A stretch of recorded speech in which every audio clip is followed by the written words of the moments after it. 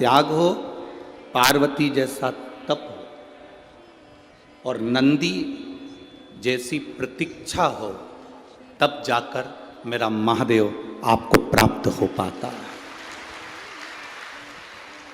शिव ऐसे ही नहीं प्राप्त हो जाता। सती जैसा त्याग।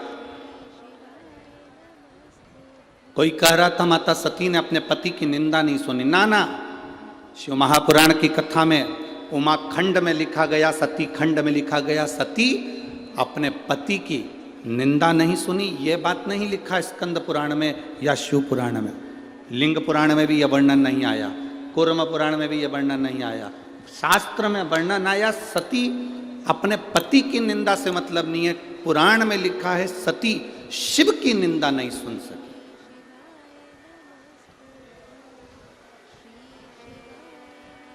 यहां पति शब्द नहीं लिखा। आपके पास में अगर गीता प्रेस गोरखपुर की शिव महापुराण की पोथी हो तो उसको पढ़ना। उसमें लिखा, यह नहीं लिखा कि सती अपने पति की निंदा नहीं सुन सकी। ये कहीं नहीं लिखा। उसमें लिखा कि सती शिव की निंदा नहीं सुन सकी। सती भगवान शंकर की निंदा नहीं सुन सकी। और आपसे भी निवेदन है, कहीं शंकर की निंदा हो रही हो, कहीं शंकर का अपमान हो रहा हो, कहीं शिव के लिए अपशब्द कहे जा रहे हो, कहीं शंकर भगवान के लिए आड़ा टेढ़ा बोला जा रहा हो, वहां से उठकर चल दो। वहां हमें नहीं बैठना। रामायण किस किस ने पढ़ी है और रामायण किस किस ने सुनी है और रामायण टीवी पर किस किस ने देखी है? हाथ उठाओ जरा। सबने देखी है, सबने सुनी है, सबने पढ़ी है। धन्यवाद आपको कि आपने रामायण का अध्ययन किया, पढ़ा, स्मरण किया। रामायण में एक लंका में प्रवेश श्री हनुमान जी महाराज करते हैं तो लंकनी से मिलन होता है।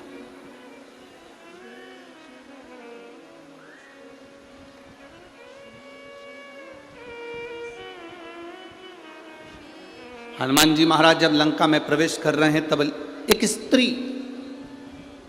लंकनी नाम की एक स्त्री मिलती है। सुरसा मिली, माता कहकर प्रणाम करा। छाया पकड़ने वाली राक्षसी मिली, प्रणाम करा माता कहकर। लंकनी मिली,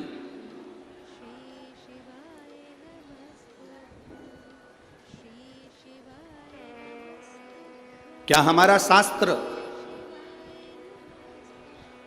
क्या हमारा वेद, क्या हमारा पुराण ये कहता है कि स्त्री को मारा जाए या स्त्री को हाथ मारा जाए या थप्पड़ मारा जाए या गाली दी जाए? किसी वेद में, किसी पुराण में, किसी शास्त्र में ऐसा वर्णन नहीं है।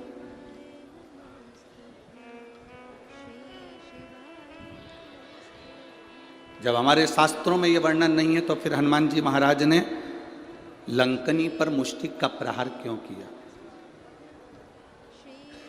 जरा विचार करना। बहुत गहन शिव महापुराण की ये शंकर सुमन शिव महापुराण की जो कथा मिली है, ये पूरे विश्व के लिए मिली है। इसको गहन चिंतन करना चाहिए। गहन चिंतन करना चाहिए कि जब हमारे शास्त्र कहते हैं, जब हमारी पुराण कहती है, जब हमारे वेद कहते हैं कि स्त्री पर हाथ ना उठाया जाए, स्त्री को गाली ना दी जाए, स्त्री को अपशब्द ना किया जाए, स्त्री को ताना ना दिया जाए, फिर ये लंकनी पर मुष्टिक प्रहार करना।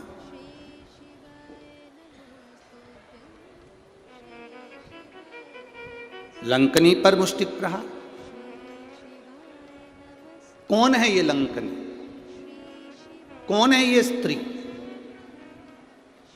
जो लंका के दरवाजे पर खड़ी है और इंतजार कर रही है श्री हनुमान जी महाराज का कि एक बानर आएगा, मुझे स्पर्श करेगा, मेरे ऊपर मुष्टिक का प्रहार करेगा और मेरे प्राण छूटेंगे?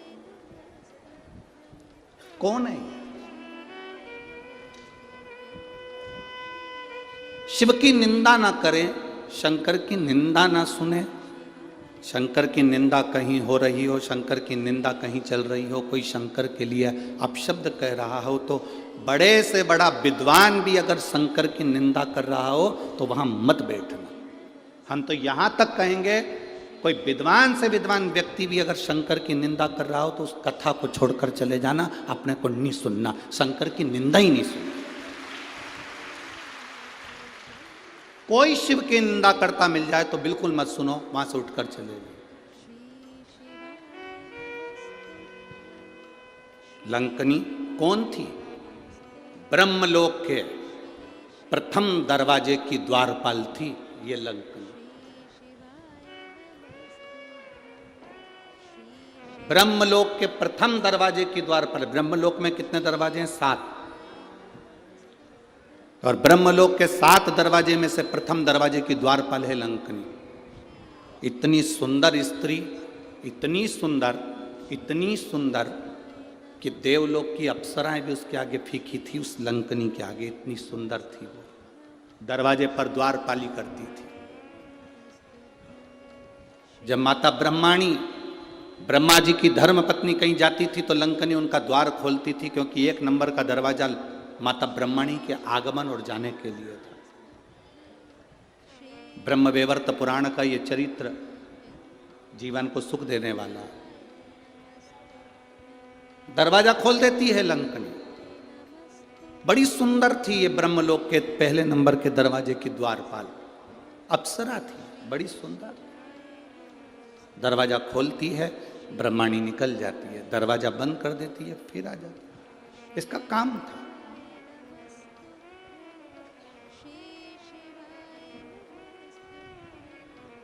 आप में से कई लोग ऐसे होंगे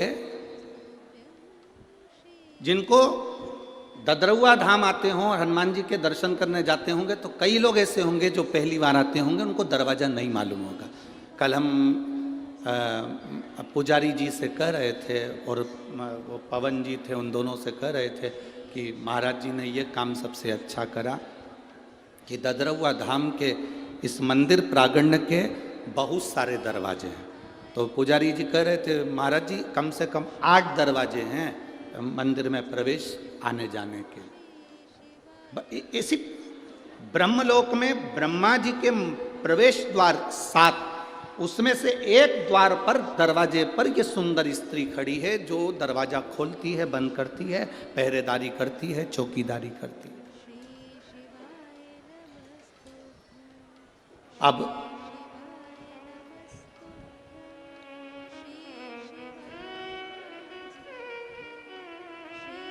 एक बार इंद्र एक दरवाजे से ब्रह्मा जी के पास जा रहे थे, भगवान नारायण ब्रह्मा जी के पास दूसरे दरवाजे से जा रहे थे, गरुण वरुण सारे देवता एक एक दरवाजे से जा रहे थे। एक दरवाजा ऐसा था जो 1 नंबर का दरवाजा था, वो खुला था। ब्रह्मा जी क्या सभा लग रही है, ब्रह्मा जी क्या सभा होने वाली है, ब्रह्मा जी क्या मीटिंग होने वाली है, सब देवता आमंत्रित हो रहे हैं और उसी आमंत्रण में भगवान शिव भी प्रवेश कर रहे हैं। कितनी सुंदर जगह वो लंकनी रह रही थी, कितनी सुंदर थी, एकदम सुंदर, अप्सराओं की तरह, बहुत सुंदर। दरवाजा खुला था। अगर दरवाजा बंद होता, उसमें ताला डला रहता, तो महादेव वहां से दूसरी जगह चले जाते, पर दरवाजा खुला था। अब जैसे ददरुआ धाम सरकार के दर्शन के लिए 8 दरवाजे हैं, हमने कल महाराज जी बताए तो हमको स्मरण में आया, पुजारी जी बोल रहे थे 8 दरवाजे। अब पहला दरवाजा, दूसरा दरवाजा, तीसरा दरवाजा, सब दरवाजे खुले हैं। जो दरवाजा इनको बंद करना होगा मत ताला लगा दे। ताला लगा दे तो कोई अंदर जाएगा क्या? जम के तो बोलो, जाएगा कोई अंदर? नहीं जाएगा। कोई वहाँ इंतजार करेगा कि दरवाजा खुलेगा तब मैं अंदर जाऊंगा? कोई नहीं इंतजार करेगा। ताला लगाए, कोई है नहीं, कोई नहीं आएगा, अपन दूसरे दरवाजे से चलो। पहले नंबर के दरवाजे पे पहुंच गए, दूसरे नंबर के दरवाजे पे पहुंच गए, तीसरे पे पहुंच गए। दर्शन करने के लिए जो दरवाजा खुला था उन दरवाजे पर अपन पहुंच गए। ब्रह्मा जी के यहाँ सारे दरवाजे फुल थे, 1 नंबर का दरवाजा खुला हुआ था। अगर ब्रह्मा जी को बंद करना था या ब्रह्माणी को बंद करना था तो इस दरवाजे में भी ताला लगा कर रखना था, तो शिव वहां नहीं जाते, उनको नहीं मालूम था। पहली बार ब्रह्मलोक में प्रवेश करे, प्रवेश करते से ब्रह्मलोक में जैसे ही ब्रह्मा जी के उस लोक में प्रवेश कर रहे थे, शिव जी ने देखा कि कौन सा दरवाजा खाली है, उस द्वार में से भगवान शंकर प्रवेश करने लगे। जैसे ही प्रवेश करा, प्रवेश करते से उस द्वारपालिनी ने शिव जी को रोका।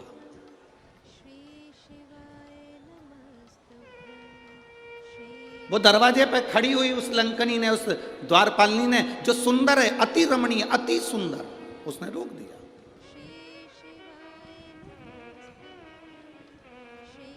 अब शिव ओघड़दानी इस दरवाजे से प्रवेश क्यों कर रहे हैं?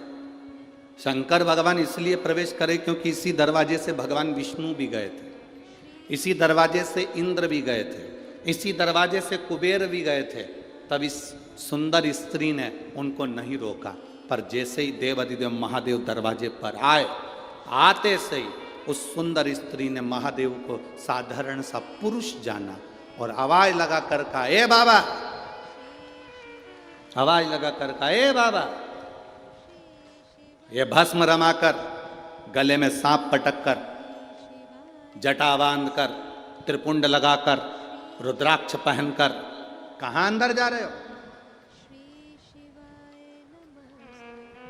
वो साधारण स्त्री शंकर भगवान को जानती थी कि ये शिव हैं। वो स्त्री जानती थी, अप्सरा जानती थी कि ये शंकर हैं। पर शिवजी सोने का मुकुट पहनकर नहीं आए थे, शिवजी अंबर पीतांबर पहनकर नहीं आए थे। शंकर भगवान एकदम सिंपल, एकदम साधारण, एकदम सहज आए थे।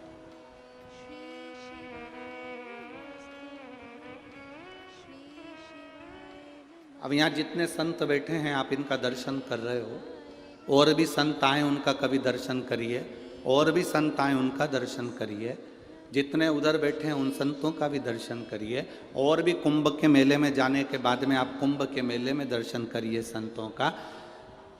कोई भस्म चढ़ाया हुआ है, जटाजूट बांधा हुआ है, मृगछाला पहना हुआ है, रुद्राक्ष पहना हुआ है, किसी संत को कभी हल्के में मत लो।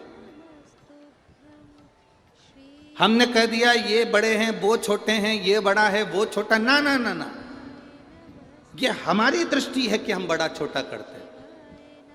संत, साधु, गुरु और अग्नि, अग्नि देखिए, आग कभी छोटी नहीं होती। आग घास के पूले पर कपड़े में, कागज में छोटी सी चिंगारी भी पटक दो, पूरा मकान जलाकर राख कर देती है, पूरा मकान। संत, साधु, गुरुजन, ब्राह्मण जन, अग्नि साधारण नहीं होती। छोटी से छोटी अग्नि भी पूरे मकान को जलाने की सामर्थ्यता रखती है। छोटे से छोटा संत भी राम नाम, कृष्ण नाम, शिव नाम में इतना डूबा रहता है कि दुनिया के पाप को जलाने की सामर्थ्यता रखता है। हम उसको ले लेते हैं हल्के में। नहीं, साधारण संत होंगे, हाओ पंडित जी का छोरा होगा, हाओ ऐसा होगा, हाओ वैसा होगा, ना ना ना ना।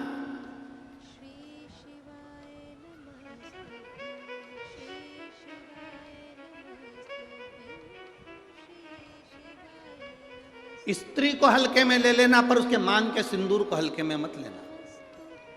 उसके मांग के सिंदूर में वो बल होता।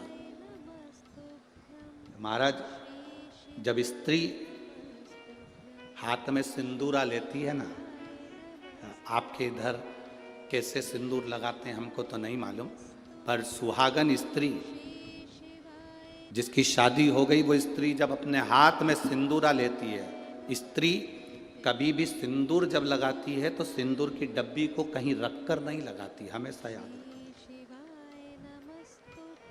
जिस नारी सिंदूरे को नीचे रख दिया, या सिंदूरे को अलमारी पर रख दिया, या सिंदूरे को टेबल पर रख दिया और उसमें से लेके सिंदूर लगा रही है, तो वो नारी, हाँ एक जगह पर सिंदूरा रखा जा सकता है, जब आप सुहागल कर रहे हो, कोई पूजन कर रहे हो, तो आप देवी जी को, गणेश जी को जो सिंदूर चढ़ा रहे हो, वो चढ़ा हुआ जमीन पर भी रखा हुआ मांग में धर सकते हो। पर जब आप स्वयं 16 श्रृंगार कर रहे हो उस जगह पर सिंदूरा जमीन पर नहीं रखा जाता। सिंदूरा जमीन पर रखा हो और नारी मांग का सिंदूर भरती हो तो पति को रोग ग्रसित करता ही है, पति रोगीला होता ही है, ये निश्चित है। उसका पति रोगीला जरूर होगा, ये निश्चित है। उसको रोग जरूर घेरेगा, ये पक्का है। स्त्री जब सिंदूरा में, यहां तक शास्त्र प्रमाण देता है कि एक दुल्हन पहली बार जब मांग भरती है और पति उसकी मांग भरता है तो पति के भी हाथ में सिंदूरा पकड़ाया जाता है और पति अपने हाथ से उस मांग को भरता है। पति के हाथ में सिंदूरा पकड़ाया जाता है। वो सिंदूरा साधारण नहीं है।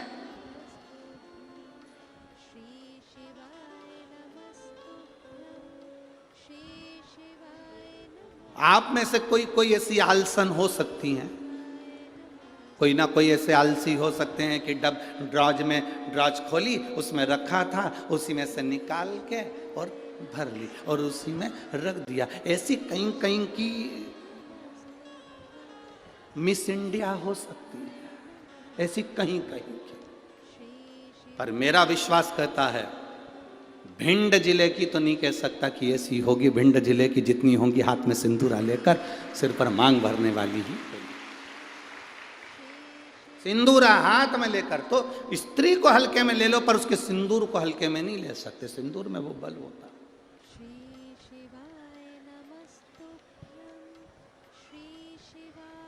एक कौन सा राक्षस है जिसका संहार, वो कौन सा राक्षस है जिसका संहार एक स्त्री ने मांग के सिंदूर से अपने दूसरे प्रतिबिंब को प्रकट कर कर मारा था? वो कौन सा राक्षस है? ऐसा कौन सा राक्षस जिसको वर था कि वो स्त्री के हाथ से मरेगा और स्त्री अपने मांग के सिंदूर से, उस सिंदूर से अपनी परछाया प्रकट कर लेती है और परछाया से मारती है? वो एक ही राक्षस था, मुल्कासुर। कौन सा राक्षस? मुल्कासुर। उसको माता जानकी जी ने मारा था, लंका में जाकर मारा था, लंका के दरवाजे पर। कौन था मुल्कासुर? कुंभकर्ण की पत्नी का पुत्र, कुंभकर्ण का बेटा। कुंभकर्ण की जो पत्नियां थी उसमें से एक करकटी थी जिसका पुत्र भीम था। उस भीम को शिवजी ने मारा था तो वो भीमा शंकर बन गया था। और कुंभकर्ण का एक बेटा था मुल्कासुर, जो जन्म लेने के बाद मूल में हुआ था तो उसको भिगवा दिया गया था, जिसको सीता जी ने मारा था, माता जानकी जी ने मारा था। मांग के सिंदूर में कितना बल होता है।